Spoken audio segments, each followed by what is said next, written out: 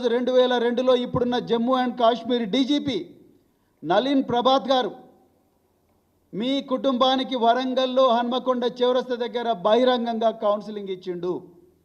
దానికి సాక్షి ఈరోజు మీ వర్ధన్నపేట ఎమ్మెల్యే ఒకప్పుడు సీఐగా ఉన్న కేఆర్ నాగరాజు. ఆయన అడగండి, ఇలా ఆయన ఫోన్ చేసి అడగండి వర్ధన్నపేట. మీరు మా గురించి మాట్లాడతారు, మీరు నా గురించి కేటీఆర్ గురించి మాట్లాడే అర్హత మీకున్నదా అసలు సురేఖ గారు?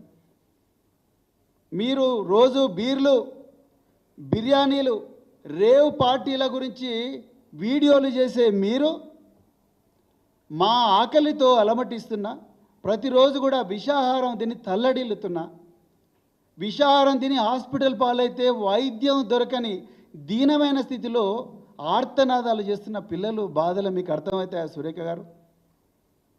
ఒక మాతృమూర్తిగా మీరు మాట్లాడాల్సిన మాటలేనా ఇవి? ఎట్లా మాట్లాడతారు మీరు అసలు?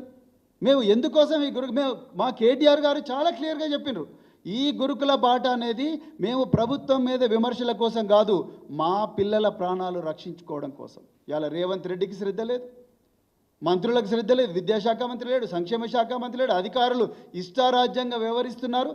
అందుకొరకే మేము ఇలా గురుకుల బాట పెట్టినాం.